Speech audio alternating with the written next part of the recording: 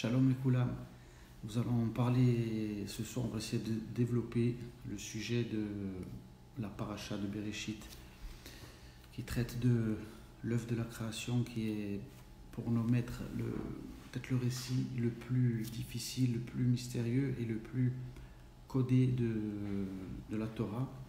C'est un récit qui est d'une extrême complexité et donc on va essayer, grâce à l'enseignement de nos maîtres qui ont décrypté tous ces versets, toute cette paracha, tout ce sefer en règle générale, mais surtout la première paracha de Bereshit qui traite de l'œuvre de la création, et d'essayer de comprendre ce que ces versets veulent nous dire, de quoi il ressort, et notamment beaucoup de choses qui ont été dites jusqu'à aujourd'hui dans le monde. Et il faut savoir bien évidemment qu'il n'y a que le peuple d'Israël aujourd'hui qui est en possession de la véritable traduction et du véritable sens de ce que ce verset, ce paracha traite, ce qui est appelé la Genèse, notamment même dans le monde chrétien, qui a repris nos textes.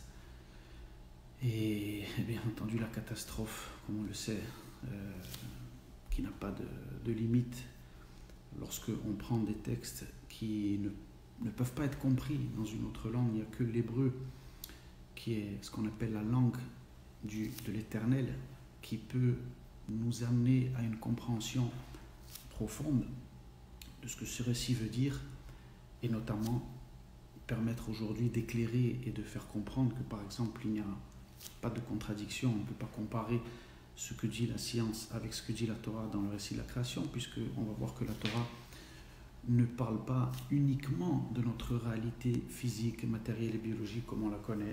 Elle traite dans ce récit de mondes, entre guillemets, qui ont précédé la création. Et on va le voir, on va le prouver par les versets. Et notamment, par exemple, sur quelque chose de très simple.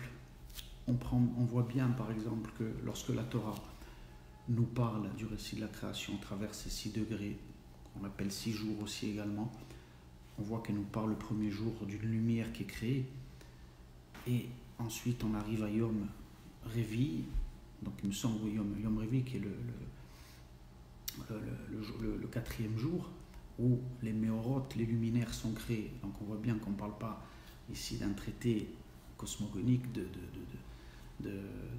physique. On ne parle pas de la création du soleil et de la lune comme nous la connaissons nous dans notre monde physique et matériel, puisque la lumière est créée au premier jour, le soleil est créé seulement le 4e. Donc on voit bien que la Torah ne parle pas de ça. Alors qu'est-ce que vient nous dire la Torah? La Torah vient, il faut savoir déjà tout d'abord, avant de parler de notre monde, qui dans la Torah s'appelle le monde de la Asiya, qui veut dire le monde de la réalisation, ce monde que l'on connaît, ou qui est finalement le monde de la chose qui est réalisée, fabriquée, tout ce monde matériel qui nous entoure. Ce monde de l'Asiya est précédé par 3 mondes qui s'appellent la Hatzilut. La Hatzilut qui est le monde le plus haut, c'est celui finalement qui est collé à l'éternel, à la lumière infinie. Hatzilut comme Etzel en hébreu, Etzelo, celui qui est collé donc à la source, à la lumière. D'ailleurs, il commence par la lettre Aleph, qui est la première lettre de l'alphabet hébraïque, et qui a pour valeur numérique 1, parce que justement, elle est collée à l'unité, à ce qui est un, ce qui est l'ensemble. C'est-à-dire qu'il n'y a pas de séparation à ce niveau-là. Par contre, dès qu'on commence le récit de la création, le texte nous dit Bereshit bara Elohim. Bereshit bara Elohim. Prenons d'abord ces 3 premiers mots. Le texte vient nous parler, entre guillemets, d'une création du type du monde de la Bria. La Bria, donc, c'est justement le monde qui est en celui qui va suivre la Hatzilut. C'est-à-dire qu'il y a 4 mondes, Hatzilut, la Bria, qui est déjà un monde, on va dire, où il y a déjà un premier voile qui se fait, donc, qui est lié à cette forme de création dont parle la Torah dans le récit de la création. Ensuite, il y a le monde de la Yetzira, qui finalement représente le monde où les énergies commencent à être créées, et même ce qu'on appelle le Yetzer Hara, par exemple, les inclinations qu'on peut trouver ensuite dans l'homme, tel qu'on le connaît aujourd'hui. et, comme on l'a vu, la Asiya, qui est le monde de la réalisation. Et on va voir que ces termes-là reviennent dans la Torah, et notamment le mot bara, livro, comme on dit en hébreu, est le terme qui est employé tout au début de la Torah pour nous parler de l'œuvre de la création. Bereshit en lui-même, qui est le premier mot de la Torah, commence par la lettre Bet. La lettre Bet, justement, a pour valeur numérique 2, pour nous faire comprendre qu'on est sorti d'un état, donc on est sorti de la lumière infinie, qu'il y a une création, mais n'est pas encore au niveau du monde tel qu'on le connaît. Le monde de la Bria, comme on l'a vu, précède le nôtre. Il est juste après le monde de la Tzilut, mais il a encore un niveau qui est beaucoup plus élevé que notre monde. Et le deuxième mot, on nous dit Bereshit bara. Bara s'écrit en hébreu avec la lettre Bet. Bara dans sa racine correspond au monde aussi de la Bria justement. Bet, donc le mot bara, la lettre Resh et la lettre Aleph justement. Qu'est-ce que veut dire le mot bara en araméen? Bara veut dire en dehors, sortir de. Sortir de quoi? Nos sages nous disent, ont décomposé ce mot en deux et ils nous disent bar Aleph. Bar Aleph veut dire on est sorti du Aleph à ce moment-là, on est sorti d'un degré qui est le monde de la Hatzilut pour descendre à un niveau qui est un petit peu plus bas qu'au niveau de la Bria où il y a un premier voile qui s'opère. Et d'ailleurs encore dans la profondeur de la langue hébraïque, comment se dit le mot monde en hébreu? Il se dit olam, olam qui est la même racine que le mot elem qui veut dire le voile. Parce qu'en réalité, c'est un ensemble, on parle d'une lumière infinie au départ, qui ne fait qu'un, on va dire, tout est ensemble et il n'y a pas encore de séparation, de pluralité. Et en réalité, le monde dans lequel on se trouve est fait de plusieurs voiles qui se sont faits à partir de cette source créatrice. Tout est, on va dire que la lumière de l'éternel est toujours là, mais dans notre monde, bien entendu, elle est voilée. Donc, je vais donner un exemple très simple, c'est-à-dire que plus on va s'éloigner de la source créatrice, c'est-à-dire au final, quand on arrive dans ce monde, la créature elle-même ne se souvient même plus qu'elle était à cet état au départ, dans la lumière infinie, qu'elle était collée à son créateur. Il y a eu tellement de voiles qui se sont opérés, on va dire entre guillemets, de descente, que la créature ne se souvient même plus de qui est son créateur et sa source. Et donc elle pense qu'elle est autonome, elle pense que c'est le hasard qui a créé ce monde, elle pense que la nature s'est faite toute seule, tout ce qu'on connaît aujourd'hui. C'est bien entendu voulu par le créateur comme on va le voir. Et ça c'est toute la profondeur de la paracha de Bereshit qui vient nous enseigner que l'Éternel dans son amour infini a voulu pour que ce monde ait un sens et pour que l'histoire ait un sens, que finalement nous arrivons dans un monde où tout est voilé, pour permettre ce retour extraordinaire de l'humanité entière jusqu'à son créateur, jusqu'à sa source, pour nous permettre de nous avoir donné le libre arbitre justement, et donner à l'homme cette possibilité de revenir par un choix véritable. C'est-à-dire que l'homme va finalement choisir par lui-même de revenir à sa source, à son créateur, non pas de manière forcée et obligée. Il n'y aurait pas eu de liberté, mais au contraire, après, comme on le sait, ces 6 millénaires qui font référence à ces 6 jours de la création, ces 6 degrés d'éloignement de la source jusqu'à notre monde qui sont nécessaires en passant par le Shabbat justement, qui est le 7e jour, pour revenir à notre source, à notre créateur. Ce qu'on appelle la Teshuvah en hébreu, la chouve, revenir, qui est d'abord lié au mot Shabbat justement, qui est la clé pour nous permettre de revenir à celui qui nous a créés et comprendre pourquoi il a créé ce monde. Car en effet, c'est tellement important de comprendre que s'il n'y avait pas eu ce monde, si l'homme était resté, comme on va le voir au niveau de Adam et Chava, avant la faute originelle, il n'y aurait pas eu de libre arbitre.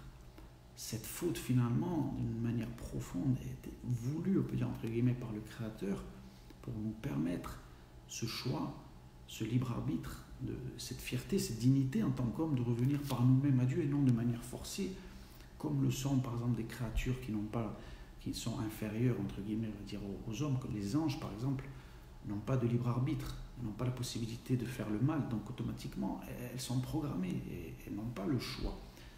Donc l'homme finalement qui arrive en dernier dans ses étapes et dans ses créations est la seule créature qui est dotée du libre arbitre, à laquelle on a même implanté ce qu'on appelle entre le mauvais penchant, etc., pour permettre justement ce choix, de ne pas choisir le mauvais côté mais le bon avec toute sa sa conscience, avec toute sa volonté pour qu'il y ait une véritable dignité.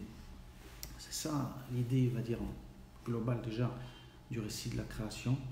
Mais on va voir d'autres choses qui, honnêtement, ce récit,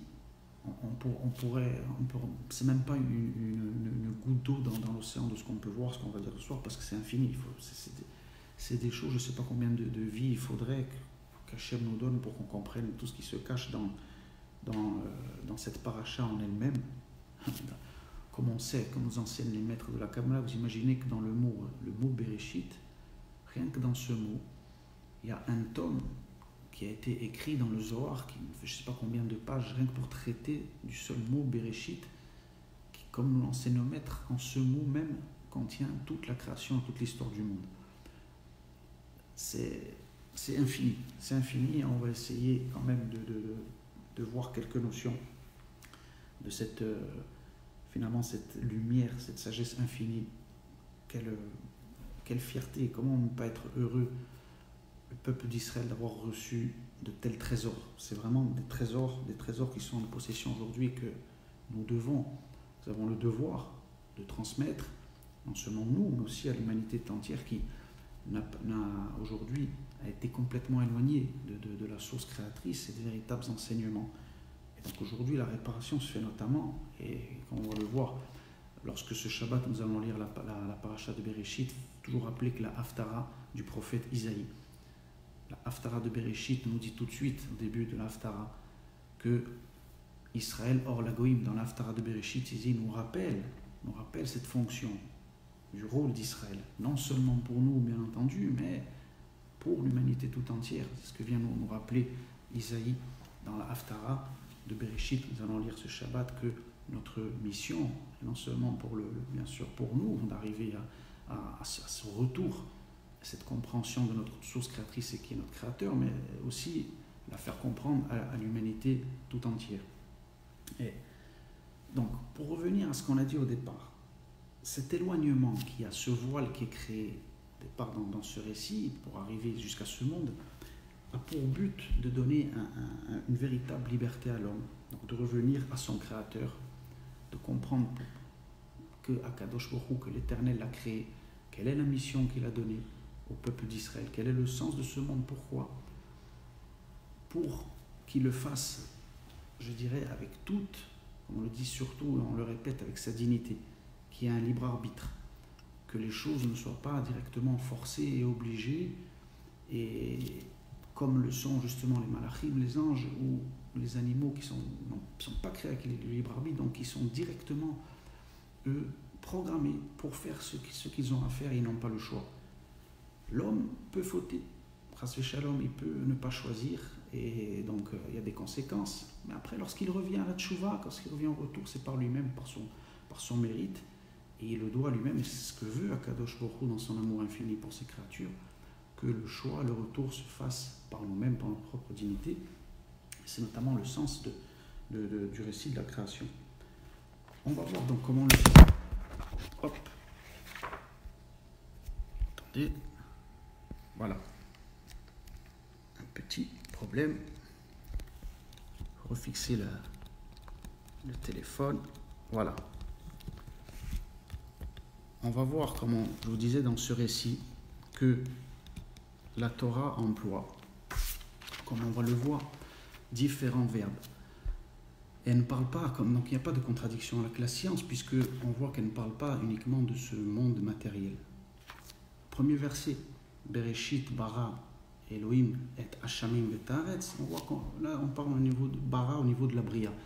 Donc le monde de la Bria est un monde qui précède, bien entendu, le monde de la Sia, notre monde tel qu'on le connaît. Ensuite, au verset 7, on voit par exemple qu'il est dit Vayas Elohim et Arakia. Donc là, on parle par exemple Vayas, la racine du monde de la Sia. Là, par contre, on parle du monde de la Sia. Et on voit que pendant tout le récit de la création, on parle de ces deux mondes-là. Un coup, c'est le monde de la Bria, par exemple au verset 21, Vaivra et Elohim et Ataninim, Agdolim, Dieu créa les grandes créatures. On utilise nouveau la Bria pour parler ici, au verset 21. Et donc, il y a ces changements sans arrêt on parle un coup de la Bria, on parle un coup de la Asiya. Donc, bien pour vous faire comprendre que le récit de la création, bien entendu, ne parle pas du ciel et la terre au départ, comme on le comprend nous, bien évidemment, et par de notions qui nous ont précédés, qui sont beaucoup plus profondes. Et pour donner un exemple, prenons lorsque un homme parle au niveau de sa parole. Bien entendu que la pensée qui précède la parole est beaucoup plus immense et beaucoup plus infinie que lorsqu'on va dire. Ce qu'on dit déjà est un filtre. Et l'action peut être encore plus même qui va suivre cette parole. De la même manière, l'Éternel, lorsqu'il a créé le monde, c'est ça qu'on parle des 10 paroles de la création, ces 10 paroles sont un filtre, bien entendu, de sa pensée qui est infinie, qu'on ne peut même pas mesurer par rapport à cette parole qui représente la création. Et c'est ça ce que veut nous faire comprendre le récit de la création des mondes, qu'on ne peut pas comprendre avec nos sens physiques et notre cerveau médité ont précédé ce monde, bien évidemment. Et c'est ce qu'on doit comprendre pour ne pas tomber, je dirais, dans cette erreur de penser que le récit de la création traite de notre création matérielle, physique et biologique. Et ces 4 mondes supérieurs qu'on parle, pour le rappeler, pour ceux qui nous écoutent et peut-être qui n'ont pas abordé ces sujets-là, on rappelle que les 4 mondes sont, on va dire, du plus haut jusqu'au plus bas. On commence par le monde de la Hatzilut, comme on l'a vu. Hatzilut, qui est le monde qu'on appelle de l'émanation, qui est le plus proche, qui est le plus collé à la source de l'éternel, à l'infini, béni soit-il, qui d'ailleurs commence par la lettre Aleph, comme on l'a vu, puisque il est collé à la source créatrice Aleph, qui a pour valeur numérique 1, donc Hatzilut, Etzelo, il est directement collé à la lumière infinie. À ce moment-là, il n'y a pas encore de voile qui s'opère. Et la lumière est infinie, il n'y a pas encore de voile. La Bria est déjà un monde où la source va commencer à se détacher et on va commencer à s'éloigner de la source pour arriver à un niveau du voile, d'abord, comme on le voit dans ce récit de la création, où le verbe, le Bria est employé, ou dans la prière du matin, lorsqu'on dit Boré Rocher, tu as créé l'obscurité, donc ce mot aussi fait allusion au monde de la Bria, car c'est à ce niveau-là que commence, entre guillemets, ce qu'on appelle l'obscurité. Et donc il est intéressant de remarquer que tous ces mondes font référence aux lettres, comme on l'a vu à Tzilut, c'est la lettre Aleph, Bria, c'est la lettre Bet, donc il fait référence à ce récit de la création, au premier mot, Bereshit. Et donc le but final de toute cette création est réussir d'établir une relation profonde entre Akadosh Baruch Hu et l'homme, avec que l'homme surtout puisse faire le choix de se lier à Dieu par lui-même à travers ses voiles. S'il n'y a pas ses voiles, il ne peut pas, bien entendu, il n'aurait pas pu revenir à Akadosh Baruch Hu par lui-même, il aurait été quasiment forcé de le faire. Ensuite, pour terminer, donc il y a le monde de la Yetzira, qui est le monde, on va dire, des énergies et des forces qui commencent à se structurer et s'ordonner. On peut dire que c'est le monde aussi où le Yetzirara, ce qu'on appelle la pulsion, on va dire entre guillemets, vers le mal est créé, la même racine, Yetzira, le Yetzirara. Et là, finalement, on peut dire que c'est un peu le départ le sentiment d'indépendance qu'il peut y avoir après dans l'homme, qui pense que finalement la source est complètement éloignée et qu'on peut arriver à des conclusions de nier l'existence d'une source créatrice divine. On peut penser après que c'est la nature qui s'est créée elle-même, etc. Donc on arrive déjà à un éloignement très puissant, et jusqu'au monde de la Siya, qui est notre monde, où alors la création est complètement voilée, et la créature, finalement, ne sait même plus qu'au départ, elle était dans cette source infinie. Elle arrive dans ce monde, et elle ne se souvient plus qui est de son créateur qui l'a créée, qu'elle était au départ inclue dans cette lumière, et elle arrive donc ici, et donc elle doit opérer ce retour, ce chemin d'elle-même par sa propre volonté et sa propre compréhension. Bien sûr, Akadosh Baruch Hu a implanté ce souvenir dans l'homme qui est caché, et donc ça sera à nous, peuple d'Israël, et finalement après à toute l'humanité, de revenir par nous-mêmes à la compréhension et à nous relier à notre Créateur. Maintenant, on va voir quelque chose par rapport à Adam et Chava, par exemple, qui est la faute originelle.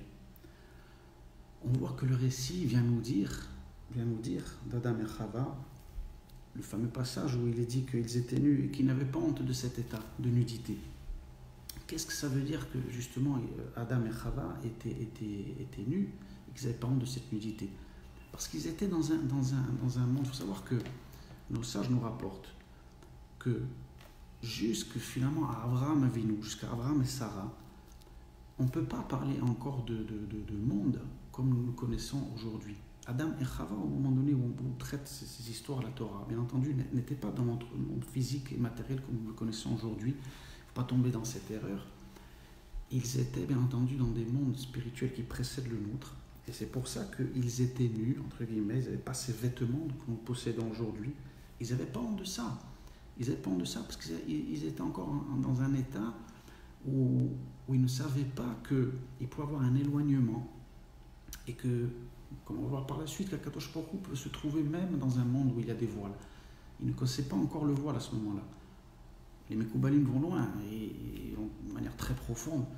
Ils disent qu'ils possédaient, que Adam et Chava possédaient les deux premières lettres du nom divin, le Yud et la lettre He, qui correspondent justement au monde de la Hatzilut et de la Bria.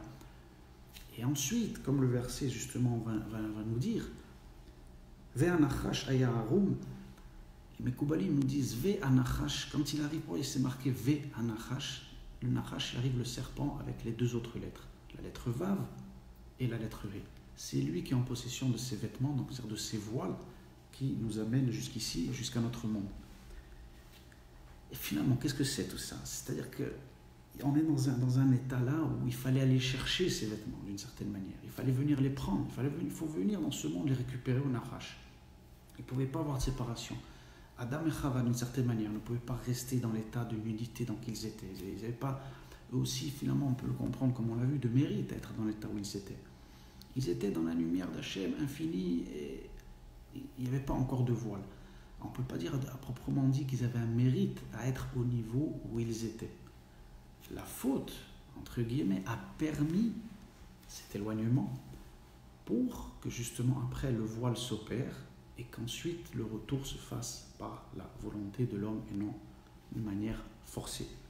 Maintenant, bien entendu, il y a beaucoup d'explications. Le Harizal nous dit que, par exemple, c'est une faute de précipitation et que si Adam et Chava avaient attendu de passer, parce qu'on dit un Shabbat dans ces mondes spirituels, ils avaient fait un tour, on va dire un cycle complet, ils auraient compris que même à travers les voiles, qu'Akadosh Baruch Hu, l'Éternel, est aussi dans ce monde. C'est finalement lorsqu'on emploie les deux noms divins, Yud Ke Vav Ke et Elohim, Hashem Hu Ha-Elohim.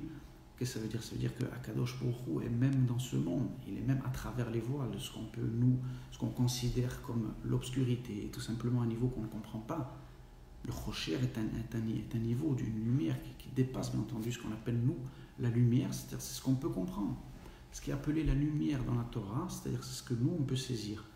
Ce qui est appelé le Rocher, c'est-à-dire ce sont des notions qu'on ne peut pas saisir, qu'on n'est pas capable de comprendre, de voir. C'est tout justement ce qui fait référence à ces mondes qui précèdent notre monde, ces mondes spirituels. Et on parle de Rocher, d'obscurité, mais c'est une lumière qui est beaucoup plus immense de celle qu'on peut capter aujourd'hui nous, avec bien entendu nos sens et notre cerveau limité. Et donc ce qui se passe entre Adam et Chava et le Nachash, et on peut dire voulu par le maître du monde, voulu par le Créateur, il fallait que cette faute entre guillemets arrive pour qu'il y ait un retour ensuite, qu'il faut passer par ces 6 millénaires, ces 6 jours de la création, pour arriver après, enfin à la fin des temps, ce Shabbat qui va ramener Israël et l'humanité tout entière à la connaissance, à la source de son Créateur, à la volonté sur terre de l'infini béni soit-il. C'est pour ça qu'on parle de 6 jours dans la création et qu'au 7e, le texte nous dit, l'infini béni soit-il s'est retiré. Vaïnafash, ça veut dire que ça ne veut pas dire, entre français c'est reposer, c'est un terme qu'on ne comprend pas trop, mais en hébreu c'est plus un retrait, on va dire. C'est-à-dire que les 6 jours sont, on peut dire entre guillemets que l'Éternel est seul dans sa création, il est en train d'opérer ses voiles, le propre voilement de sa source créatrice du départ, et ensuite quand on arrive au 7e jour, il y a un retrait, Et ce retrait, justement, c'est dans son amour infini qu'il le laisse pour les créatures, pour que nous, le peuple d'Israël, avec l'humanité entière, on parachève la création. Et que ce ne soit pas, bien sûr, l'Éternel qui le fasse à notre place. C'est ça tout le secret de cette paracha de Bereshit. Et donc le but était de laisser le peuple d'Israël et toute sa création revenir à Dieu par notre propre mérite, comme on l'a vu. Et comme je le dis, surtout c'est très important de le rappeler, ne jamais penser que cette faute, que Adam et Chava étaient dans notre monde matériel comme on le connaît aujourd'hui. Ils étaient dans des niveaux beaucoup plus élevés que les nôtres, des mondes spirituels qui nous précèdent. Et pour arriver finalement, parce que cette chute, cette faute, il y a une dégringolade, on va dire jusqu'à notre monde, qui est notre monde tel qu'on le connaît, physique et matériel. Mais pour arriver finalement au monde tel qu'on le connaît aujourd'hui, il a fallu beaucoup d'étapes. Ce n'était même pas à l'époque de Noé, du déluge de Noé, c'était beaucoup plus tard. Nos sages nous disent que c'est à l'époque déjà de Abraham et de Sarah que finalement le monde tel qu'on le connaît a commencé à se développer.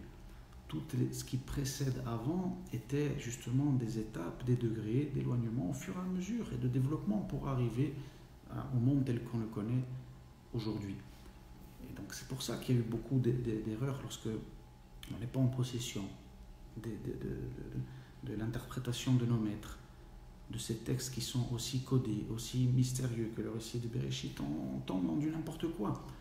Si on prend une Torah, on la traduit dans une autre langue comme ça, on passe complètement à côté des messages qui sont d'une profondeur inouïe et que nous, on peut seulement qu'effleurer. Comme je vous dis, je ne sais même pas combien de vies il faudrait pour comprendre tout ce que... et pour arriver à toute la lumière et arriver à faire le tour de tout ce qui est caché à l'intérieur des versets, à l'intérieur des mots, à l'intérieur des lettres. C'est quelque chose d'incroyable. Et donc, on voit, comme dit dans ce verset justement, que le nom divin qui est employé dans tout le récit de la création, c'est le nom Elohim. Le nom Elohim justement parce qu'il y a l'avoilement de la source créatrice au départ. Et Elohim est un pluriel en hébreu, et donc ça fait déjà référence à une pluralité. On parle de Shamaïm, Baaretz, on parle d'un ciel et d'une terre, on parle déjà de notion de pluralité. On voit que c'est la lettre Bereshit, la lettre Bet qui commence la Torah, le 2, donc qui fait référence à partir de 2 déjà, c'est-à-dire qu'on rentre dans un système de pluralité, de obscurité, de lumière. On n'est plus dans la source, on n'est plus dans l'unité qui a précédé justement cette création. C'est ça qu'il faut comprendre surtout et pas perdre de vue. Et dans le mot Bereshit lui-même, on voit en araméen, on peut décomposer le mot, il est marqué Bereshit, Barashit. Il a créé 6. Qu'est-ce qu'il a créé? C'est quoi ces 6? Ce sont ces 6 degrés qui sont appelés les 6 jours et qui se transforment dans le monde dans lequel nous sommes par ces 6 millénaires. C'est pour ça que notre calendrier hébraïque a commencé, on va dire, avec le Adam Arishon, parce que c'est à ce moment-là que la création et l'histoire prend tout son sens. Tout ce qui peut précéder avant n'intéresse pas la Torah, ne va pas nous intéresser à nous aussi. C'est pour ça qu'il n'y a pas de contradiction. Comme je disais dans le titre de cette vidéo, il n'y a aucune contradiction entre la Torah et la science, puisque ça ne parle même pas des mêmes choses. Le récit de la création parle de différents mondes, des mondes spirituels qui précèdent le monde de la création physique tel qu'on le connaît. Comme on le voit, ça peut se prouver, comme je le dis encore, par le premier verset et la suite jusqu'au 4e jour. La lumière est créée le premier jour. De quelle lumière on parle? On ne parle pas de la lumière qui est faite par le soleil, bien sûr. Parce que le soleil, entre guillemets, ce qui est appelé le soleil dans le récit de la création, est créé le 4e jour, Méoroth. Donc on voit bien qu'on ne parle pas d'un traité de physique, de biologie ou de cosmogonie. Ça n'a rien à voir, absolument rien à voir. Donc il n'y a pas de contradiction. Maintenant, c'est sûr que les scientifiques, les gens qui ont voulu s'en prendre entre guillemets, à ce qu'ils appellent la religion en Occident, se sont régalés lorsqu'ils sont tombés sur une Torah sur une Bible qui est traduite. Quand on prend quelque chose qui est traduit en français, au commencement, Dieu créa le ciel et la terre. C'est tellement facile de prendre la Torah quand elle est traduite comme ça, en étant scientifique, et de dire, mais on voit très bien que c'est n'importe quoi. comment c'est possible, etc. Et d'après d'aller dire que ces récits finalement sont du n'importe quoi, qu'il faut se fier à la science, que bien évidemment, même maintenant que le peuple d'Israël aujourd'hui peut prouver et peut enseigner ce que veut véritablement dire ces récits et de quoi ils traitent. Et la science est obligée de se taire aujourd'hui et d'accepter que non seulement la Torah parle, connaît la réalité physique et tous les résultats de la science qu'ils ont pu découvrir, toutes leurs découvertes, et non seulement la Torah les connaît, mais elle les a précédés et les connaissait bien avant que la science commence à les découvrir, parce que la Torah non seulement connaît tous les secrets de ce monde dans lequel nous vivons, mais connaît aussi tous les secrets de ce qui a précédé ce monde. Comment ça s'explique? Les gens peuvent dire, tout simplement, comme on donnait un exemple tout à l'heure, avec un homme qui parle. Lorsqu'un homme s'exprime, lorsqu'il va dire quelque chose, est-ce que ce qu'il dit, c'est un filtre ou sa pensée qu'il peut avoir avant qu'il va commencer à s'exprimer contient beaucoup plus? Est-ce que c'est exactement la même chose? Imaginez quand on parle d'un homme, alors imaginez lorsqu'on parle de l'infini, béni soit-il, de l'éternel. La parole n'est qu'un filtre. Lorsque je parle à quelqu'un, je lui dis certaines choses, mais bien entendu que le fond de ma pensée ou tout ce que ma pensée contient n'est pas forcément sorti de ma bouche, c'est qu'un filtre. C'est ce que je veux dire qui sort, comme dans un cours, c'est pareil. Avant ce cours, peut-être que j'avais beaucoup de choses que je pouvais dire et que là, finalement, je dis qu'une partie.